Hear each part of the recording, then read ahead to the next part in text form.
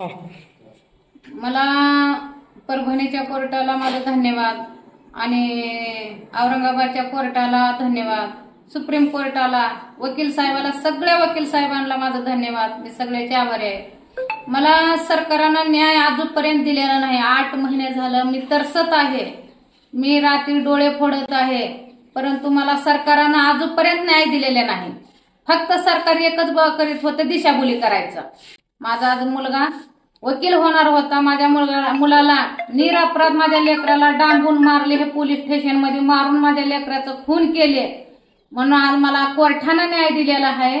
ह्या कोर्टानं आदेश दिलेला आहे, हे सगळे जेवढे पोलीस आहेत तेवढ्यांना अटक करा, म्हणून जेवढे आरोपी आहेत तेवढ्यांना अटक करा आणि कठोरात कठोर त्यांना शिक्षा द्या। आणि मला माझ्या पाठीशी प्रकाश आंबेडकर साहेब एक भाऊ म्हणून माझ्या पाठीशी खंबीरपणे उभे राहून मला कोर्टातून न्याय मिळवून दिले। त्याने माझ्यासाठी लय कष्ट घेतले आणि त्यांच्या कष्टाला फळ आलं, यश आलं, म्हणून माझ्या साहेबाला धन्यवाद।